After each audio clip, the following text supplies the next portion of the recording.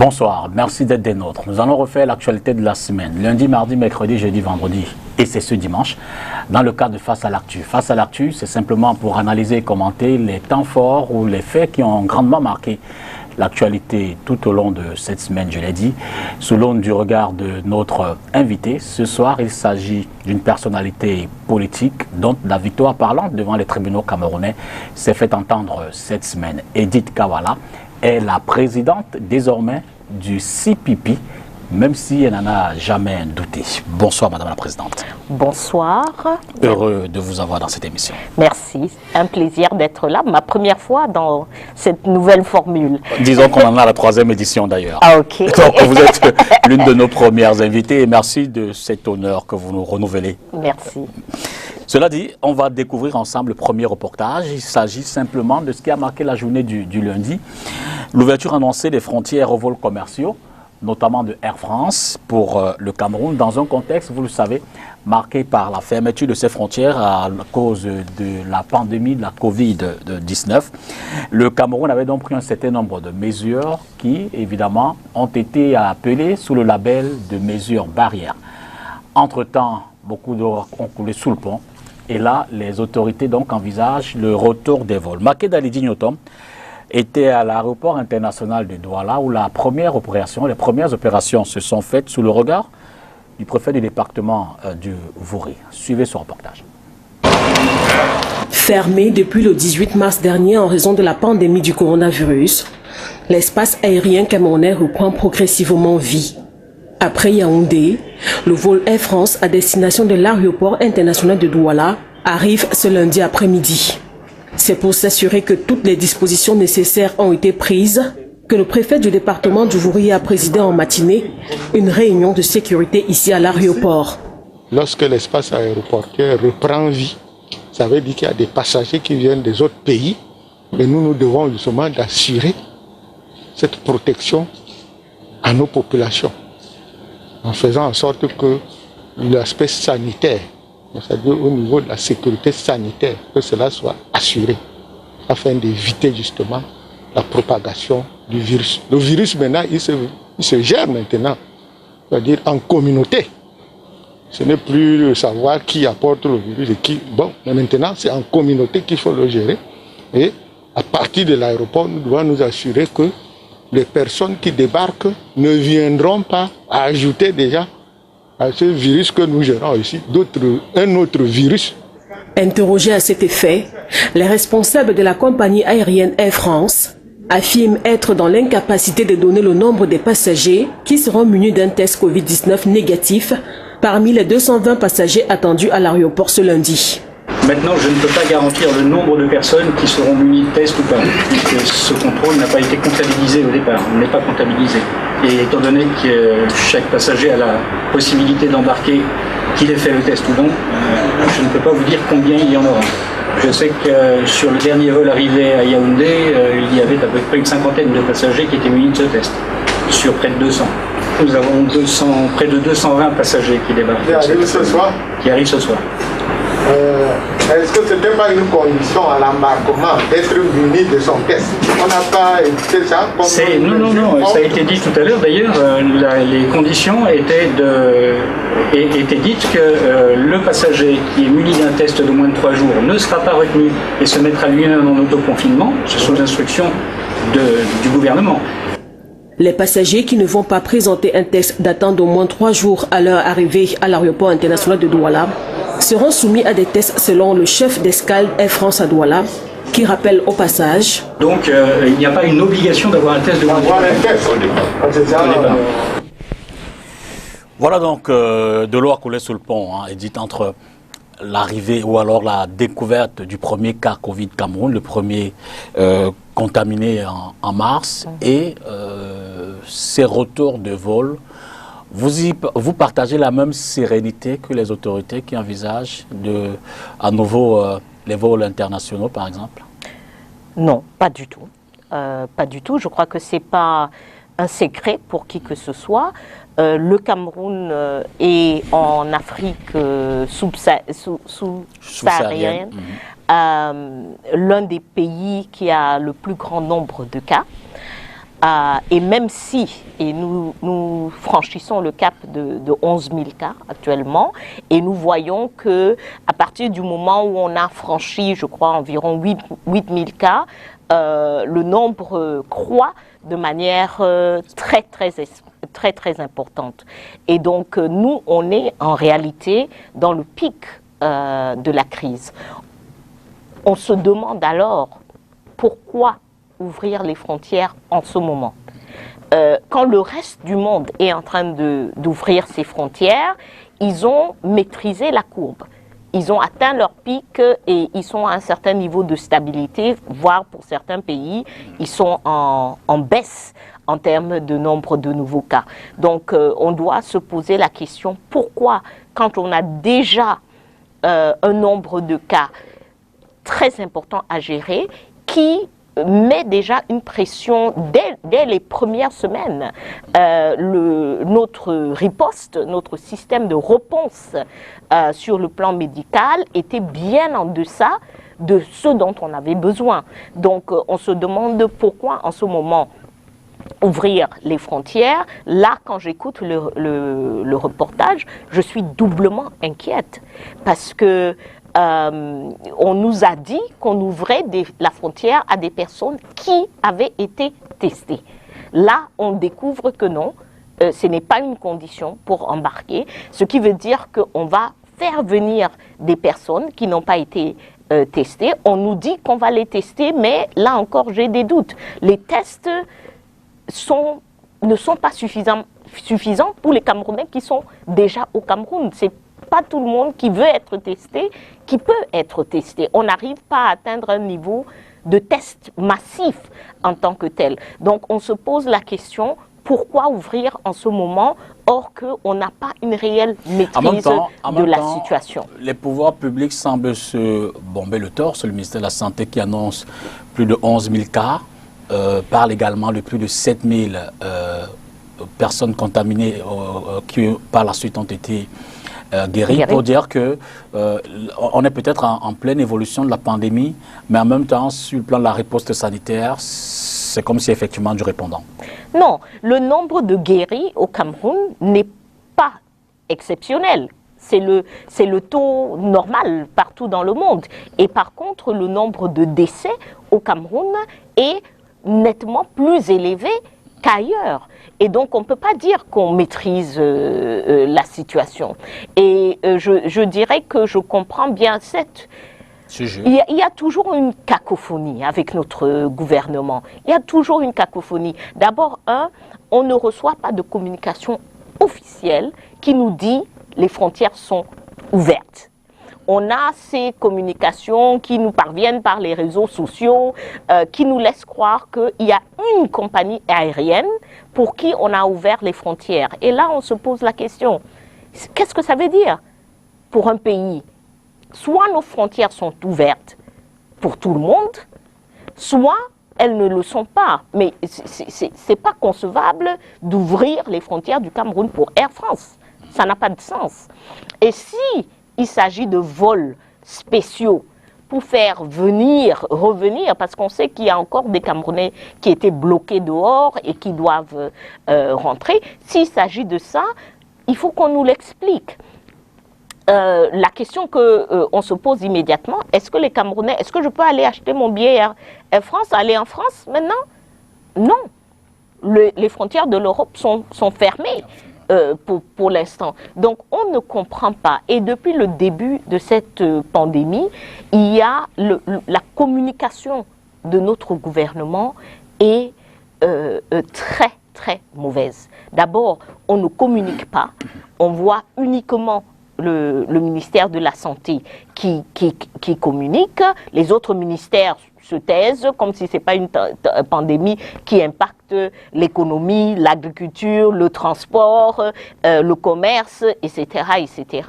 Et on se retrouve devant des situations comme celle-ci où c'est vraiment pas clair quelle est la situation et comment est-ce qu'on est en train de protéger les Camerounais de ces personnes qui vont venir de l'extérieur. Dans la même mouvance, et là on en était au 16 juin, le mardi, le monde a consacré toute une journée à l'enfant africain, en mémoire aux enfants de 1976 à Soweto, dont on connaît le sacrifice pour la libération du peuple noir, sud-africain d'abord, mais certainement africain plus tard. Le Cameroun s'est mis dans la mouvance. Vous, l'enfant africain, sous le prisme du Camerounais, que voyez-vous? L'enfant camerounais en péril. L'enfant camerounais en péril parce que nous sommes dans un pays où déjà on avait plus de 800 000 enfants dont la scolarité a été compromise depuis plus de 4 ans aujourd'hui. Faites allusion aux enfants du Nord. La crise dans le nord-ouest, sud-ouest. Nous avons près de 2 millions de personnes de déplacés, dont la majorité sont des femmes et des enfants.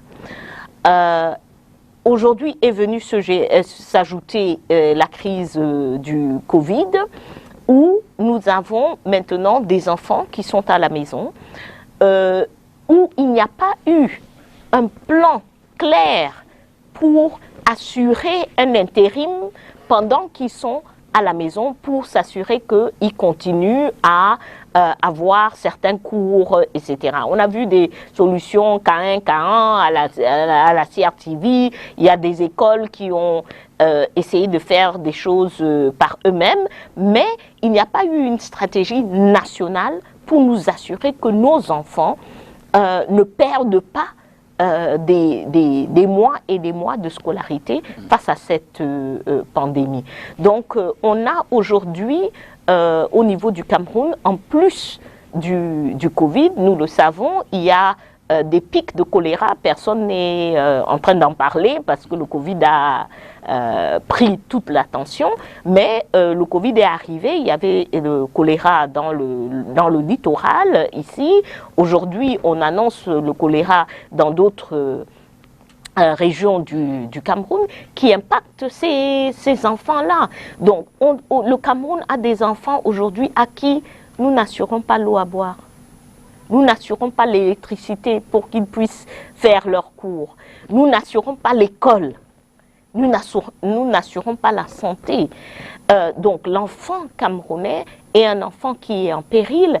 Et tant que nous restons dans ce système de gouvernance, celui que nous connaissons depuis 38 ans, l'enfant camerounais sera en danger. Là, vous êtes de l'absolutisme. Je veux dire que vous mettez tous les enfants camerounais dans le même panier. Absolument. Il y a peut-être des lueurs de... Non, des lueurs d'espoir. Je refuse des lueurs d'espoir. Je refuse des lueurs d'espoir. Quand l'enfant de l'extrême nord est en péril, vous voulez que je sois contente parce que celui de Douala est OK? Non du tout. Non du tout, mais de là, enfant, c'est l'enfant de... L'enfant camerounais est en péril. Parce que c'est sur toute l'étendue de ce territoire que les enfants ont des problèmes avec les services de base que nous leur devons.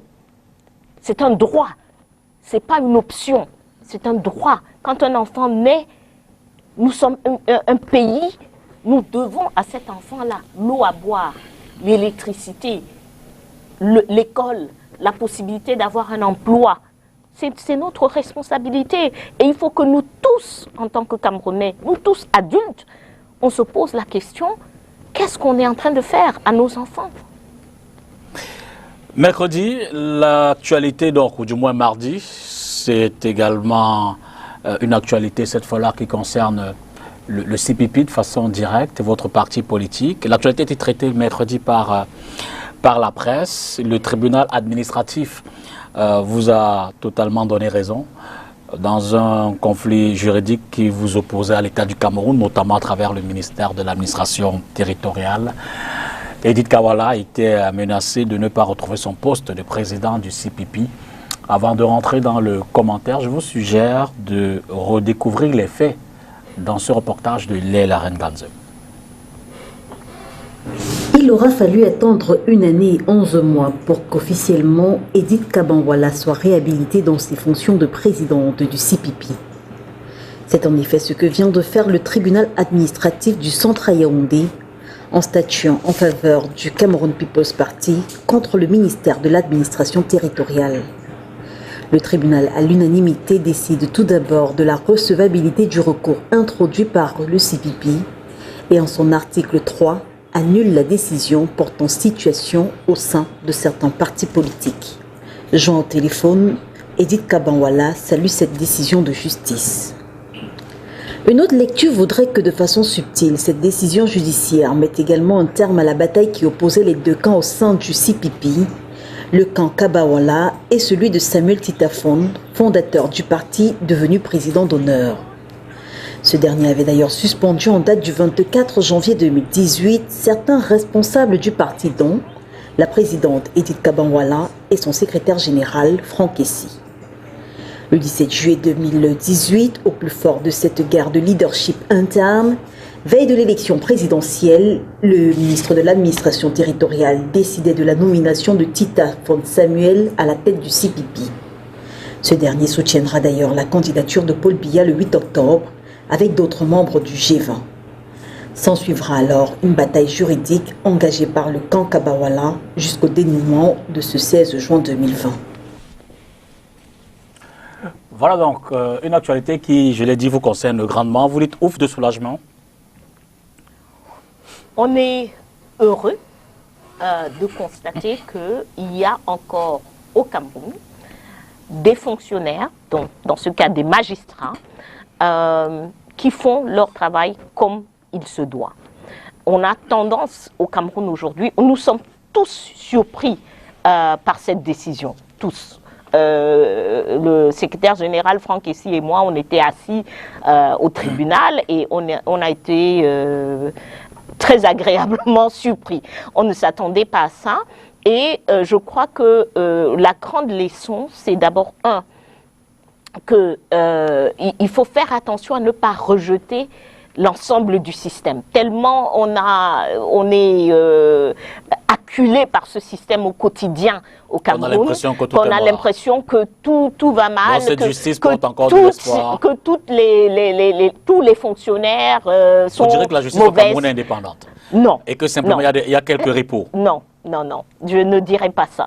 On a un problème systémique dans la justice au Cameroun. C'est la raison pour laquelle nous sommes, vous et moi, surpris par la décision. Si la justice fonctionnait, il n'y aurait pas eu de surprise, n'est-ce pas? Donc, la justice ne fonctionne pas, mais on doit garder espoir qu'il y a encore quelques personnes à l'intérieur du système qui veulent faire leur travail. Deuxième grande leçon, j'ai entendu là, j'ai été réhabilité, etc. Non, du tout. Du tout. Il n'y a jamais eu d'inquiétude au sein du CPP et je félicite énormément les militants du CPP qui n'ont pas hésité une seule seconde, qui n'ont pas perdu du temps à se demander qu'est-ce qu'il faut faire. On a mener l'action juridique avec nos conseils qui ont été merveilleux, mais on a continué notre fonctionnement de parti politique comme il se doit. Je crois que pendant cette dernière année, le CPP est très certainement parmi les partis politiques les plus actifs sur la place publique. Donc, la grande leçon aussi, c'est que quand vous êtes dans le droit, quand vous êtes dans le juste, il faut continuer. Il ne faut pas se laisser distraire, parce que c'était de la distraction que voulait faire le ministre. Et je crois, finalement, il faut être aussi bien entouré. Vous savez, nous sommes dans Stand Up for Cameroun avec l'UPC Manidem, l'UPC des fidèles. Qui connaît ce genre de tracasserie depuis plus de 50 ans. Et quand on a eu cette décision, on a tenu une réunion avec eux pour leur demander conseil, pour leur demander qu'est-ce qu'il faut faire.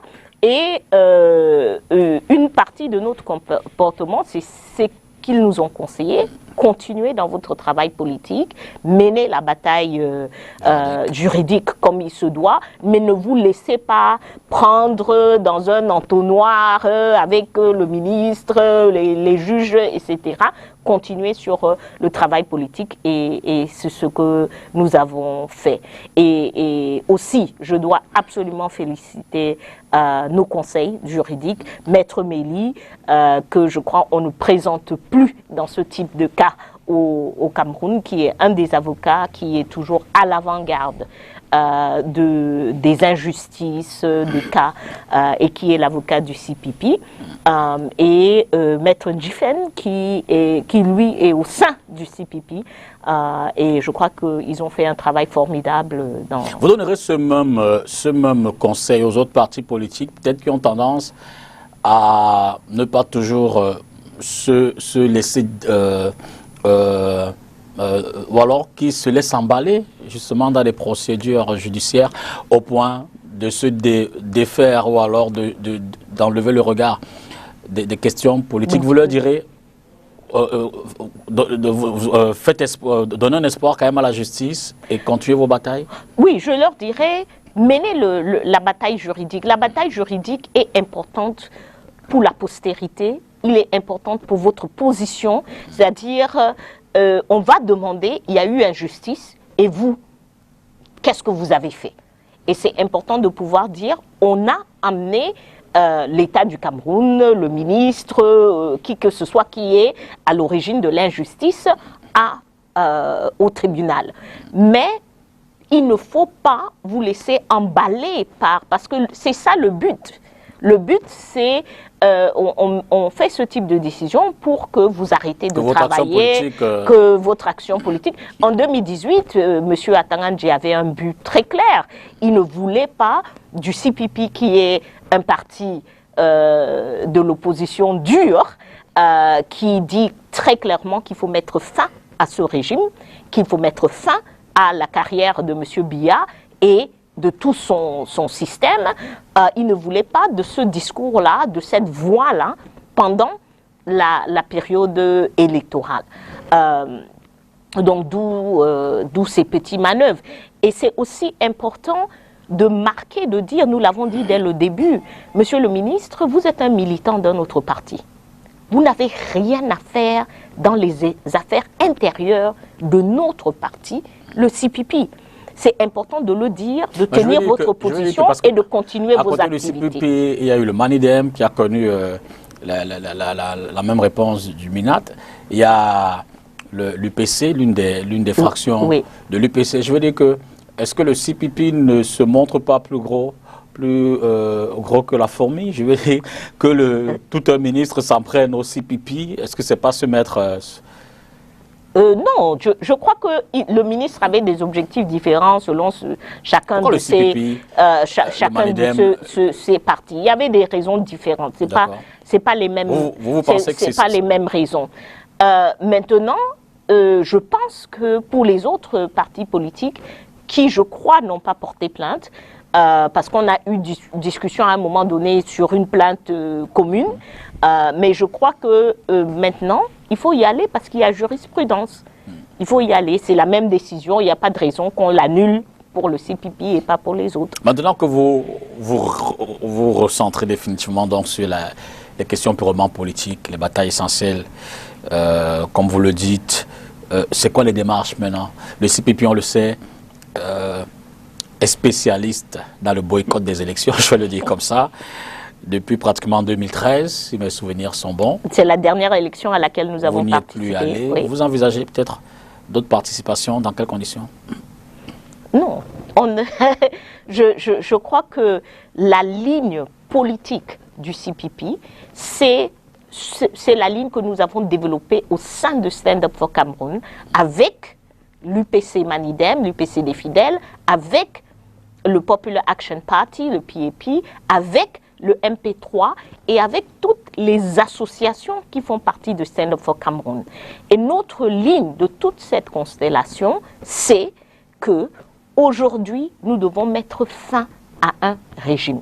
Nous ne devons plus participer à quoi que ce soit qui légitime ce régime. Et les élections sont un de leurs instruments. Nous vivons dans une dictature et ce que les dictatures font des élections, c'est d'en faire un instrument pour se conserver au pouvoir. Donc il ne faut absolument pas participer à ça. C'est notre position.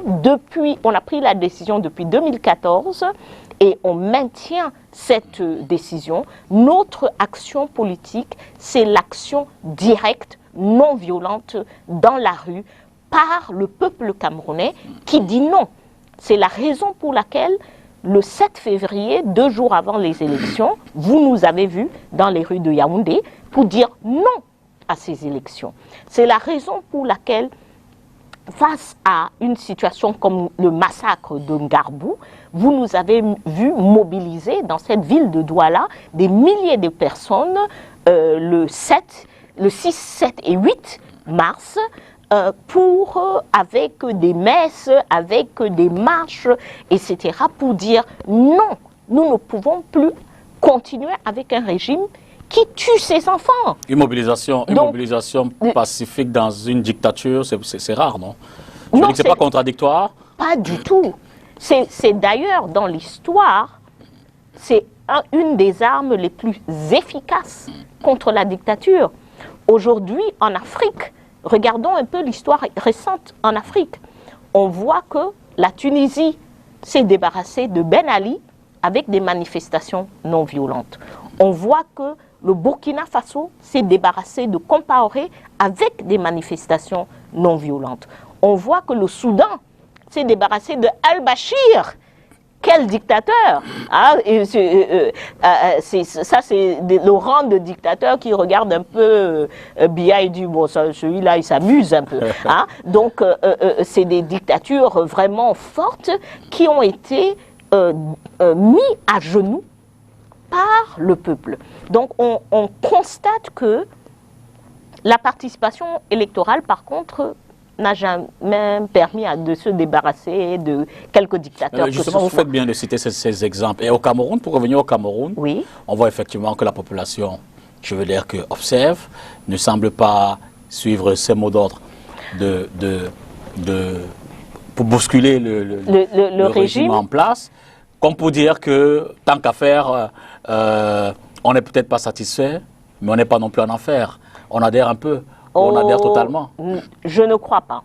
Ça ne doit pas dire ces appels à... Pour tous les acteurs politiques, pour l'actrice politique que je suis, moi, je commence à être actif dans la politique au Cameroun il y a 30 ans. Donc, dans les années où il y avait une adhésion populaire forte. Absolument. Donc, et ça aussi, c'est important dans l'histoire du Cameroun, de se rendre compte que toutes les avancées que nous avons eues, nous les avons eues dans la rue. Dans les années 90, nous sommes partis d'un État parti unique à un État de multipartis. Pourquoi? Parce que les Camerounais ont mouillé le maillot. Parce que les Camerounais sont descendus dans la rue. Parce que nous avons eu les villes mortes. Nous avons eu non seulement le multipartisme, nous avons eu la liberté de la parole. On oublie qu'avant 90, on n'aurait pas pu faire cette émission. Liberté d'expression. Voilà, la liberté de l'expression, la liberté de l'Assemblée, n'est-ce pas, de pouvoir, les associations, les partis politiques. Comme pour dire que la dictature s'adoucit. Non, comme pour dire que quand le peuple se lève, les choses changent. Et on peut donc constater... Et à chaque fois que le peuple se lève, les choses changent. Maintenant, on peut donc constater qu'aujourd'hui, le peuple n'a pas encore trouvé la nécessité de se lever pour votre but ultime, faire partie du régime. Vous savez... Le peuple a obtenu la liberté d'expression, liberté de manifestation, liberté d'association, parti politique et tout le reste.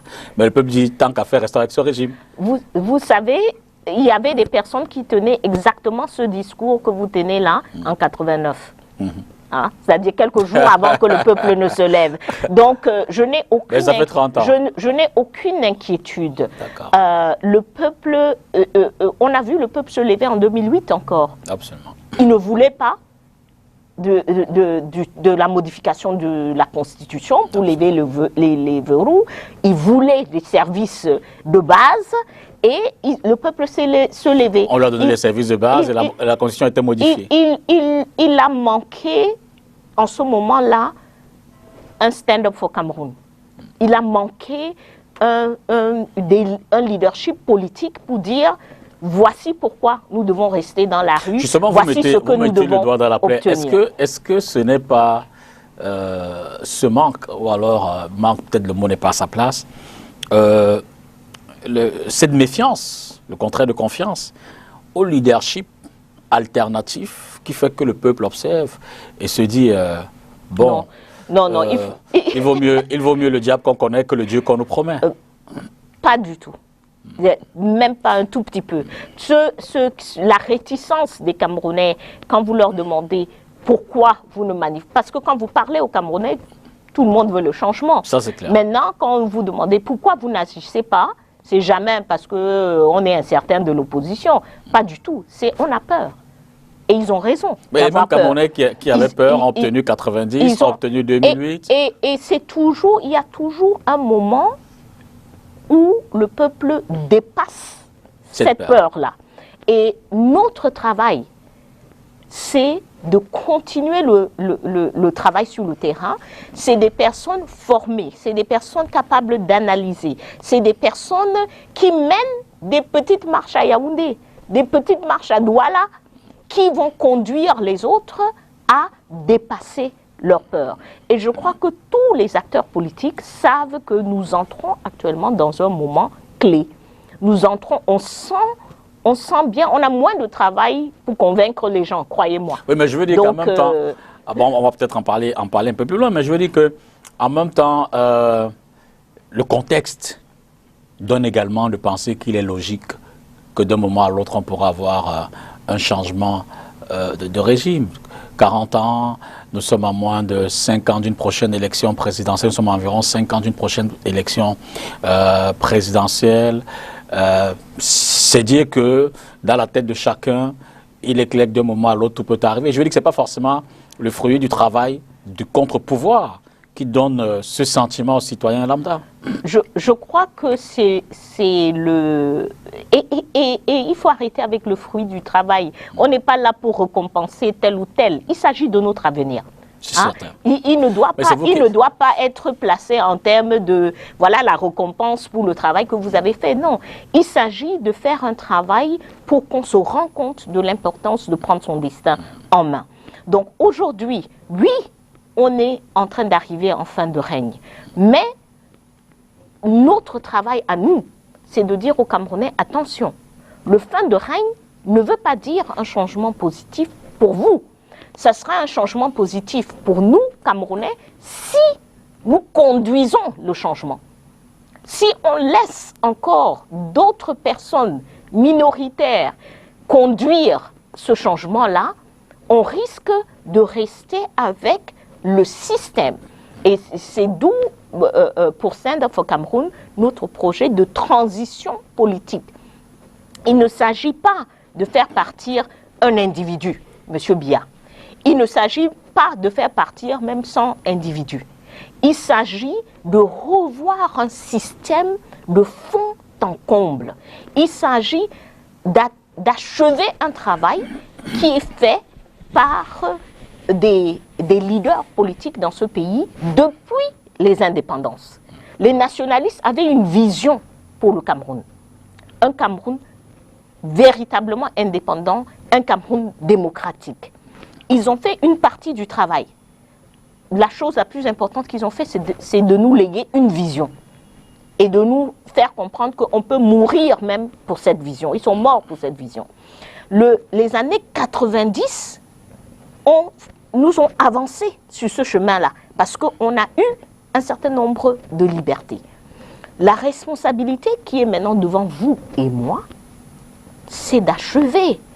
C'est d'arriver au stade. La conférence nationale qu'on n'a pas pu avoir dans les années 90, on doit l'avoir. C'est ce que nous appelons le dialogue aujourd'hui dans la transition politique. Aujourd'hui, on doit s'asseoir pour penser le Cameroun. La crise anglophone nous offre une opportunité parce qu'elle met clairement sur la table la question de l'identité. Qui sommes-nous en tant que Camerounais?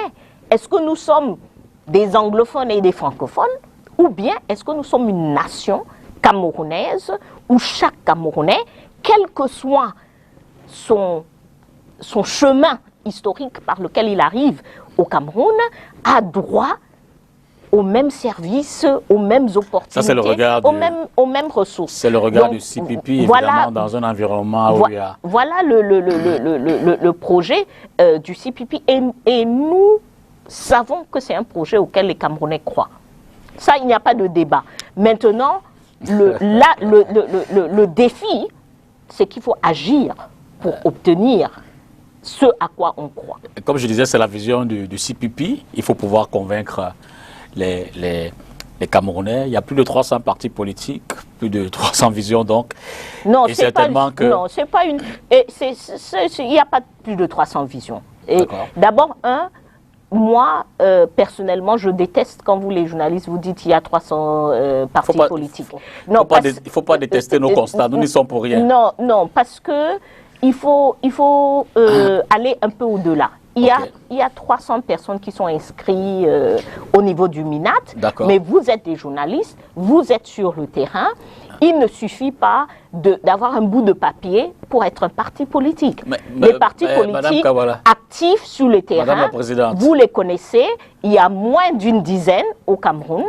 Et en ce qui concerne la transition politique, ce n'est pas la vision... Qu'est-ce qui fait de vous plus représentative en tant que parti politique qu'un individu qui allait s'inscrire seul, prenons le cas le plus extrême, au MINAT, et qui a également l'identité politique, s'il n'est pas représentatif dans les instances électorales? Il n'a pas de maire, il n'a pas de conseiller municipal, il n'a pas de député. Je veux dire, qu'est-ce qui fait dans la différence? La différence, Monsieur Dipita, est très simple. Vos caméras sont chez moi 2, 3, 4 fois par mois. Certainement. Pour mon activité politique. Certainement. Vous n'êtes pas chez ce monsieur. Certainement. C'est déjà ça. Mais à la fin de la journée, vous parlez au nom d'aucun Camerounais. Non. Puisque pas représentatif. Je parle au nom des Camerounais qui ont boycotté les élections depuis 30 ans. D'accord. Ceux qui sont là à l'Assemblée nationale, y compris le chef de l'État, élu par moins de 3 millions de Camerounais, il parle au nom de qui? Les 3 millions de Camerounais qui l'ont élu. Non. Hein? Et les 20 millions d'autres, ils ne parlent pas à leur nom. Ils ne se sont jamais exprimés. Donc, tenez-vous tranquille. Nous qui ne sommes pas dans ces institutions, on parle au nom des 20 millions qui ne sont pas dans les institutions. Ils ne se sont jamais exprimés. Ils n'ont jamais dit s'ils sont pour ou s'ils sont contre. Nous, on parle au nom des 20 millions. Ils n'ont jamais dit s'ils sont pour et s'ils sont contre. Donc, non, vous n'allez pas... C'est fini, là. On ne va pas nous tromper de participer à des institutions qui n'ont aucune signification. Monsieur Dipita, nous voilà un pays qui a un conflit depuis 4 ans. Plus de 4000 morts, près de 2 millions de déplacés, 50 000 réfugiés dans un pays étranger. On me l'aurait dit. J'aurais dit à la personne que non, jamais le Cameroun ne pourrait avoir des réfugiés dans un pays étranger. Au Parlement, on en a parlé combien de fois? Je vous réponds pour remettre en contexte. Oui. Vous avez simplement fait la transition pour qu'on découvre le prochain reportage parce que justement, on va parler de l'armée camerounaise qui dit faire des progressions dans la zone nord-ouest-sud-ouest en termes de démantèlement des groupes séparatistes. On suit ce reportage et on revient. D'accord, mais la réponse c'est 0. On revient. On n'en a pas parlé au Parlement. 13 présumés séparatistes tués, 6 motos, une mitraillette, une lance-roquette, 8 canons fabriqués localement, 40 fusils traditionnels, 95 munitions, 2 plaques solaires, 4 sacs de poudre pour fabrication de bombes, 2 ordinateurs, des machettes, des roues, des flèches, des gris-gris et des camps détruits. C'est la moisson des forces de défense et de sécurité à Bali, Batibo et Widigoum dans la région du Nord-Ouest. En plus, les opérations dirigées par le colonel Madian Charles Alain, commandant du 51e BRIM, le bataillon des troupes aéroportées, et du bataillon amphibie, le 53e BRIM, ont permis de neutraliser 12 séparatistes, récupérer des dizaines d'armes à feu et détruire leurs camps à Boukam et Ansoa dans la même région. Des opérations qui ont duré quelques jours et qui ont impliqué plus de 300 hommes. En saluant les efforts des soldats, le général de brigade Nkavaler, commandant de la 5e région militaire interarmée, a tenu à rappeler que les opérations doivent se faire dans le strict respect des droits de l'homme, des règles de guerre et des règles d'engagement. Madame Pang, à travers son reportage, nous replonge donc dans ce qui se passe dans les zones nord-ouest, sud-ouest. Voilà, quand vous regardez ces images, vous vous dites qu'après 4 ans, nous en sommes encore. Le régime Biya est encore, après 4 ans, après tant de morts, le régime Biya est encore à croire que la solution à cette crise est militaire. Malgré le fait que, à l'intérieur du pays, nous lui avons dit la solution ne saurait être militaire. À l'extérieur du pays, tous ses partenaires lui ont dit la solution à cette crise n'est pas militaire. Nous avons encore un régime au pouvoir qui pense qu'avec la force, on va les écraser. En fait, c'est ça leur stratégie. Ça a été leur stratégie depuis le début. On va les écraser. Entre-temps, ils ont beaucoup écrasé. Malheureusement, la majorité des personnes écrasées ne sont pas ceux qui portaient des armes. C'est des citoyens simples. Je dois vous dire que malheureusement, aujourd'hui, quand j'entends un bilan de 12 séparatistes qui auraient été tués, je me pose toujours la question tout de suite, c'est un point d'interrogation qu'il y a dans ma tête. Est-ce que c'était réellement des séparatistes? Nous avons eu trop de cas où il ne s'agissait pas de combattants, il s'agissait des innocents. Et je plains un peu cette armée. Hein. Je plains cette armée parce qu'on a envoyé... L'armée n'est qu'une arme, n'est qu'un outil, n'est qu'un instrument d'un État. Et on est avec un régime qui, au lieu de faire son travail, le travail de dialogue, le travail d'écouter ses citoyens, le travail de construire un sentiment d'appartenance à une nation, a envoyé l'armée à une tâche impossible. Et voilà que 4 ans plus tard, nous sommes encore dans les mêmes tactiques. La solution aurait été quoi? De regarder ceux qui ont pris les armes, les laisser faire et... Monsieur Dipita, Madame, nous avons cette crise. Quand on en parle, il faut toujours qu'on rappelle l'histoire de la crise. Octobre 2016, les avocats et les enseignants marchent pour la première fois. Aucune arme en vue. Personne n'a même un petit bâton entre les mains. Quelle est la réponse de l'État du Cameroun? Violence. Vous vous rappelez de ces images où on donnait les coups de pied aux avocats en robe? Toujours en octobre 2016, les étudiants de Boya manifestent pour leurs droits. Quelle a été la réaction de l'État?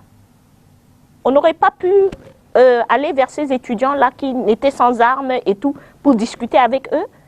On avait besoin d'envoyer l'armée dans un campus universitaire?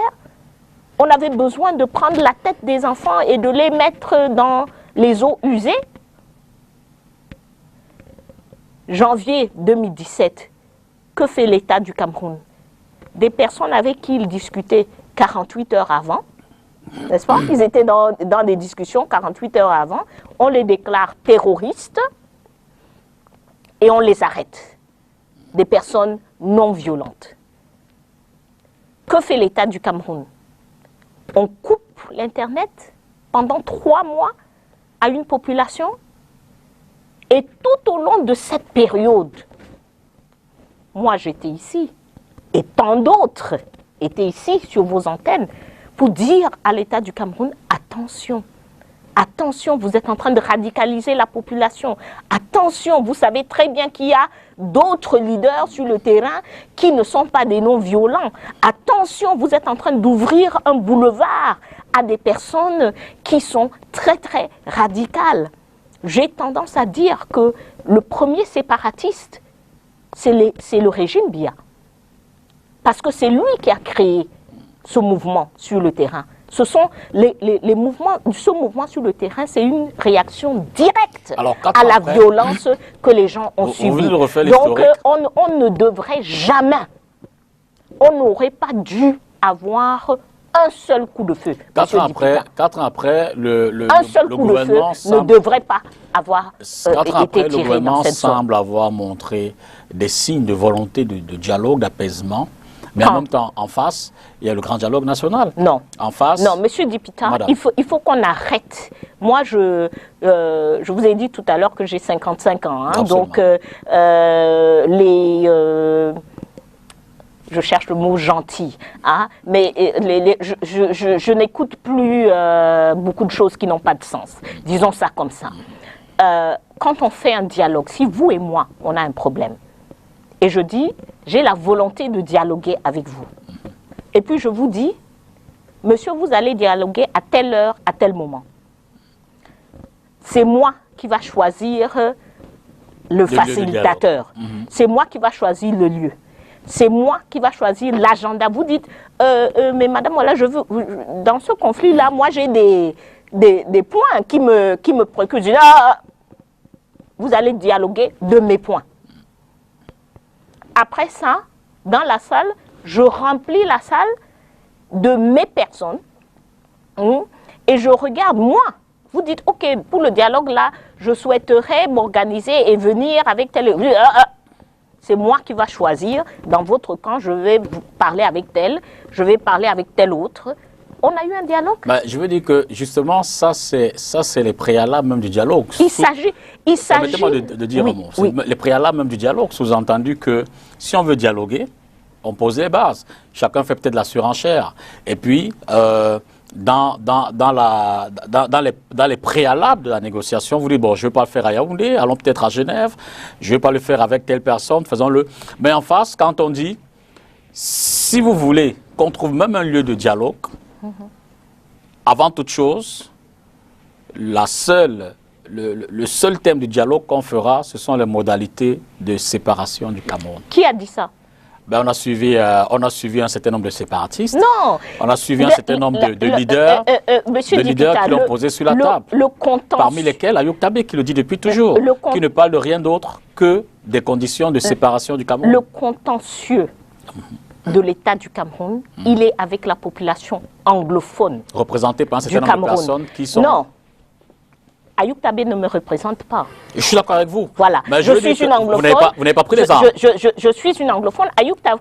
Voilà. Non, mais je fais partie de ce contentieux. Monsieur Dipita, l'État du Cameroun aurait une préoccupation. Il n'a pas à faire des surenchères avec des gens. Non. Il n'a pas à faire des surenchères avec qui que ce soit. Il aurait pu dire d'abord, vous voulez le dialogue, premier dialogue, dialoguer avec les plus faciles avant d'aller vers les plus difficiles. J'ai pris justement l'hypothèse la plus absurde où l'État a mal entamé le dialogue. Je suis en train de dire que cet État du Cameroun n'a jamais dialogué avec les non-violents. Je vous le concède. Okay? Je vous le concède. Maintenant, quand il s'agit des violents, c'était où le moment où ils discutaient des préalables? Je vous le concède. Ils n'ont jamais discuté de préalables. Ils ne sont jamais allés. Ayoub Tabé est sous leur contrôle. C'est eux qui disent à Ayoub Tabé à quelle heure il se lève, à quelle heure il mange, à quelle heure il dort. Je vous le concède. Donc, à quel moment est-ce qu'ils sont allés vers Ayoub Tabé pour dire nous voulons dialoguer? N'empêche que ceux qui ont pris les armes. Mettons les conditions du dialogue. N'empêche que ceux qui ont pris les armes, et je sais que vous n'en faites pas partie, eux, ils ont sur des médias exprimer leurs conditions de dialogue. L'État du Cameroun contrôle M. Ayoub Tabé. C'est eux qui disent à Ayoub Tabé quand est-ce qu'il va faire quoi dans la journée. À quel moment est-ce qu'ils sont allés à Kondengui dire à M. Ayoub Tabé on veut dialoguer et le mettre même dos contre le mur pour lui dire on veut dialoguer, voilà, mettez vos conditions de dialogue. Depuis le positionnement de M. Ayoub Tabé, il a dit les conditions dans lesquelles... Non, le positionnement, ça fait partie de la guerre. D'accord. Ça, c'est la communication de propagande. D'accord. Mais quelqu'un qui veut dialoguer... On a également suivi les prémices de ce qui s'est fait à Genève avec quelques leaders... Vous avez dit... On met quand on veut dialoguer, on met des préalables. Qu'est-ce qui empêche l'État du Cameroun d'aller vers Ayoub Tabé, qui est sous leur contrôle, pour dire, mettons les conditions de dialogue? Mais je vous le dis depuis tout à l'heure. Ils ne l'ont pas fait. Ayoub Tabé, lui, il a dit déjà ses préalables. Non, il le dit dans les médias, ce n'est pas une discussion État. de l'État avec lui. Je vous suggère qu'on reprenne le dernier élément. D'accord. Le dernier élément de cette émission, voilà l'Assemblée nationale, où il y a un projet de loi vendredi dernier. C'était simplement pour revenir sur les décisions prises par le président de la République. Le Parlement doit s'exprimer là-dessus.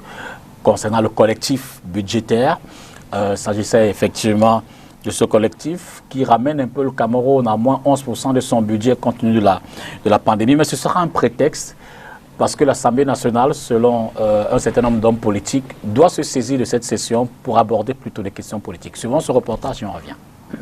Déposé le 17 juin au Parlement, venu de la présidence de la République, le projet de loi portant ratification de l'ordonnance du 3 juin 2020, modifiant et complétant certaines dispositions de la loi du 24 décembre 2019 portant loi des finances pour l'exercice 2020, était en examen ce jour à la Commission des finances et du budget de l'Assemblée nationale, défendue par le ministre des Finances, Louis-Paul Motazi. L'adoption de ce texte permettra au gouvernement camerounais de revoir à la baisse le budget de l'État, passant de 4 951 milliards à 4 409 milliards, soit une baisse de 542 milliards de francs CFA. Si l'objectif principal des pouvoirs publics est de mettre en place un budget d'urgence pour lutter contre le coronavirus et ses conséquences, pour cet économiste, cette baisse était prévisible avant l'arrivée de la pandémie au Cameroun. À cause de la politique déflationniste adoptée par les gouvernements de la CEMAC il y a 5 ans, après la chute des cours du prix du pétrole, ils ont adopté une politique de contraction monétaire et une politique d'austérité budgétaire qui ne peut qu'entraîner un processus cumulatif vers le bas. Donc, avant le corona, avant l'impact du corona, il y a déjà baisse du budget sur le plan d'analyse macroéconomique et financière. L'innovation majeure de cette ordonnance est la création d'un compte d'affectation spéciale alimenté à hauteur de 180 milliards de francs CFA dédié à la prise en charge des dépenses du Fonds spécial de solidarité pour la lutte contre le coronavirus et ses conséquences. J'estime que l'enveloppe de 180 milliards qui est allouée est une enveloppe tout à fait correcte par rapport à d'autres pays qui avaient annoncé plus de 1000 milliards de francs CFA pour lutter contre le virus, mais c'est resté au stade des effets d'annonce. L'analyste propose quelques orientations pour la gestion de ce budget spécial dans un contexte de crise sanitaire. Nous devons relever le niveau de nos hôpitaux, décentraliser la lutte contre le virus. Donc il faut que chaque région ait des mesures de confinement qui sont propres à sa situation sanitaire. Et deuxième volet de la décentralisation, donc envoyer donc cet argent au niveau des régions. Donc il faut qu'on profite donc, de cette histoire du virus pour véritablement faire doter nos hôpitaux régionaux, n'est-ce pas, des moyens de travail qu'ils réclamaient depuis des années. Le sujet sera mis en débat à la Chambre basse au cours d'une plénière prochaine. Edith Kawale, nous reste environ 7 minutes encore. On va parler donc de cette session parlementaire qui, comme je le disais, davantage au-delà des problèmes ou des thématiques économiques. Il y a un certain nombre de partis politiques, notamment le MRC, qui appellent l'Assemblée et le Parlement à se saisir des questions constitutionnelles, notamment le changement de la Constitution, pour lequel changement il dit clairement qu'ils sont contre la politique de gré à gré. Vous y croyez? Je veux dire que cet argument, vous y voyez un slogan, vous y voyez une forme de pression politique où vous dites fatalement tout cela peut être réel? Je dois dire qu'à notre niveau, nous n'avons aucun élément qui nous permet de croire qu'il y aura une modification de la Constitution. Nous avons eu au Cameroun plusieurs modifications de la Constitution. Ces modifications de la Constitution se sont toujours précédées par une démarche par le parti État. Hein, le RDPC a une certaine manière de fonctionner, donc généralement quand il veut faire quelque chose de controversé, qu'il pense que ça va être un peu difficile, il déploie son armada communicationnel. Donc on aurait eu des communicateurs sur vos plateaux qui commencent déjà à essayer de nous habituer à une idée pareille. Ensuite, on aurait eu les motions de soutien, n'est-ce pas? C'est comme ça qu'il y a une démarche bien précise. Cette démarche, on ne l'a pas vue cette fois-ci. Donc, à notre niveau, on n'a pas ces éléments-là. Maintenant, on dit ce qui est évoqué est un enjeu clair, parce que quand bien même ça se ferait, la question que nous devons débattre, ce n'est pas si le RDPC veut modifier la Constitution ou pas, s'il veut faire du gré à gré ou pas. La question, il y a une seule question. Qu'allons-nous faire? Voilà le défi pour l'opposition camerounaise. On est dans une dictature. Donc, ils modifient la Constitution quand ils veulent. Ça s'est déjà passé dans notre histoire. Donc, faire beaucoup de discussions, de débats sur est-ce qu'ils veulent, est-ce qu'ils peuvent... Non, ce n'est pas ça l'enjeu. L'enjeu, c'est comment nous nous préparons pour stopper ça. Comment est-ce que l'enjeu est effectivement d'avoir une alternance, qu'on arrive à ce moment clé au Cameroun et que ce ne soit pas le peuple camerounais qui choisit les prochains dirigeants du Cameroun. Donc, au niveau du CPP, nous disons, notre travail est celui d'être avec la population, de former les gens à l'action non violente, de préparer les Camerounais, de saisir toutes les opportunités. Quand nous faisons une marche pour Ngarbou, quand nous faisons une manifestation pour Ouazizi, quand nous faisons une manifestation contre les élections, tout ça, c'est les démonstrations pour montrer au peuple camerounais que nous pouvons, si nous voulons, nous pouvons. Et c'est à ce travail-là, à notre avis, qu'il faut s'atteler. Parce que le système, le régime dictatorial, nous n'allons pas le contrôler, il va faire ce qu'il veut faire. Mais ce qui est important, c'est la réponse du peuple camerounais. Donc aujourd'hui, pour Stand Up for Cameroun, notre appel est au peuple. Il est inconcevable qu'on soit en train d'avoir ce débat. Le fait même qu'on soit en train d'avoir un débat où on dit est-ce qu'il y aura modification de la Constitution ou pas, est une aberration. On ne modifie pas la Constitution d'un peuple sans son aval.